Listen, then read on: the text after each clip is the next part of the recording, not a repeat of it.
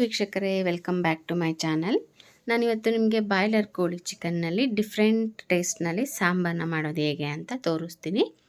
Stove ಮೇಲೆ ಒಂದು ಕಡಾಯಿನ ಇಟ್ಕೊಂಡು ಅದಕ್ಕೆ ಒಂದು 3 ಸ್ಪೂನಷ್ಟು ಎಣ್ಣೆ ಸೇರಿಸ್ಕೋಬೇಕು. ಎಣ್ಣೆ ಬಿಸಿಯಾದ ನಂತರ ಕಟ್ ಮಾಡಿದಂಥ ಅರ್ಧ ಈರುಳ್ಳಿ, ಅರ್ಧ ಟೊಮೆಟೊನ ಸೇರಿಸ್ಕೊಂಡು ಇದು ಸಾಫ್ಟ್ ಆಗ್ತಾ ಇದ್ದಾಗೆ 1 kg ಚಿಕನ್ನ ಚೆನ್ನಾಗಿ ತೊಳೆದು ಸೇರಿಸ್ಕೊಂಡಿದ್ದೀನಿ.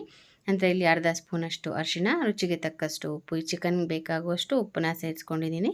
ಇದನ್ನು ಚೆನ್ನಾಗಿ ತಿರುಗಿಸ್ಕೊಂಡು ಒಂದು 50 ಗ್ರಾಮ್ನಷ್ಟು ನೀರನ್ನ ಕೂಡ ಸೇರಿಸ್ಕೋಬೇಕು.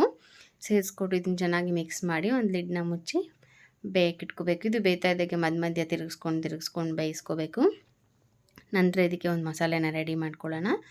ಅದಕ್ಕೆ ಒಂದು ಕಡಾಯಿನ ಇಟ್ಕೊಂಡು ನಾನಿಲ್ಲಿ ಮಸಾಲೆಗೆ ಒಂದು ಕಟ್ ಮಾಡಿದಂಥ ಈರುಳ್ಳಿ, ಅರ್ಧ ಇಂಚಷ್ಟು ಶುಂಠಿ, ಒಂದು ಬೆಳ್ಳುಳ್ಳಿ ಮತ್ತು ಒಂದು ಅರ್ಧ ಕಟ್ ಮಾಡಿದಂಥ ಟೊಮೆಟೊ, ಒಂದು 10 ರೆಡ್ ಚಿಲ್ಲಿ, 5 ಗ್ರೀನ್ ಚಿಲ್ಲಿ, ಒಂದು ಹಿಡಿಯಷ್ಟು ಧನಿಯಾ ಕಾಳು, 1 ಸ್ಪೂನ್ ಜೀರಿಗೆ, ಒಂದು ಅರ್ಧ ಇಂಚಷ್ಟು ಚಕ್ಕೆ, ಒಂದು 1/4 ಸ್ಪೂನಷ್ಟು ಕಪ್ಪು ಮೆಣಸು ಮತ್ತು ಒಂದು 3ರಿಂದ 4 ಲವಂಗ ಸೇರಿಸ್ಕೊಂಡು ಇದನ್ನು ಮೀಡಿಯಮ್ ಫ್ಲೇಮ್ ಇಟ್ಕೊಂಡು ಚೆನ್ನಾಗಿ ಹುರ್ಕೋಬೇಕು. ಈ ರೀತಿ ಧನಿಯಾ ಎಲ್ಲ ಫ್ಲೇವರ್ ಚೆನ್ನಾಗಿ ಹುರ್ಕೋಬೇಕು.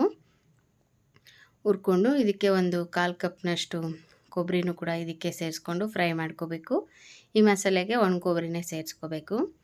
ಸೇರಿಸ್ಕೊಂಡು ಈ ಕೊತ್ತಂಬರಿ ಸೊಪ್ಪನ್ನು ಕೂಡ ಒಂದು ಸ್ವಲ್ಪ ಹಾಕ್ಕೊಂಡು ಇದನ್ನು ಫ್ರೈ ಮಾಡಿ ಒಂದು ಮಿಕ್ಸಿ ಜಾರ್ಗೆ ಸೇರಿಸ್ಕೊಂಡು ಅದಕ್ಕೆ ಲಾಸ್ಟಲ್ಲಿ 1 ಸ್ಪೂನಷ್ಟು ಗಸಗಸೆನ ಕೂಡ ಸೇರಿಸ್ಕೊಂಡು ಇದನ್ನು ನುಣ್ಣಗೆ ರುಬ್ಕೋಬೇಕು.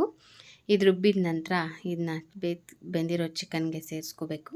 ಇನ್ನೇನು 20% ಬೇಯಬೇಕು ಚಿಕನ್ ಅನ್ನೋವಾಗ ಈ ಮಸಾಲೆನ ಸೇರಿಸ್ಕೊಂಡು ಇದನ್ನು ಚೆನ್ನಾಗಿ ಮಿಕ್ಸ್ ಮಾಡಿ 1 ಸ್ಪೂನಷ್ಟು ರೆಡ್ ಚಿಲ್ಲಿ ಪೌಡ್ರು, ಅರ್ಧ ಸ್ಪೂನಷ್ಟು ಗರಂ ಮಸಾಲೆನ ಸೇರಿಸ್ಕೊಂಡು ಉಪ್ಪೇನಾದರೂ ಕಡಿಮೆ ಇದ್ದರೆ ನೋಡ್ಕೊಂಡು ಸೇರಿಸ್ಕೊಳ್ಳಿ. ಇದು ಒಂದು 10 ನಿಮಿಷ ಕುದಿದ್ರೆ ಒಂದು ಡಿಫ್ರೆಂಟ್ ಸ್ಟೈಲ್ನ ಬಾಯ್ಲರ್ ಕೋಳಿ ಚಿಕನ್ ಸಾಂಬಾರು ರೆಡಿಯಾಗಿರುತ್ತೆ. ಇದು ಮುದ್ದೆ ಅನ್ನ ಜೊತೆಗೆ ಸೂಪರ್ ಕಾಂಬಿನೇಷನ್ ಅಂತಲೇ ಹೇಳ್ಬೋದು. ಲಾಸ್ಟಲ್ಲಿ ಇದಕ್ಕೆ ಒಂದು ಸ್ವಲ್ಪ ಕಟ್ ಮಾಡಿದಂಥ ಕೊತ್ತಂಬರಿ ಸೊಪ್ಪನ್ನ ಸೇರಿಸ್ಕೊಂಡು ತಿನ್ನೋದಕ್ಕಂತೂ ತುಂಬ ಚೆನ್ನಾಗಿರುತ್ತೆ. ಈ ವಿಡಿಯೋನ ಆದಷ್ಟು ಶೇರ್ ಮಾಡಿ, ಲೈಕ್ ಮಾಡಿ. Thank you.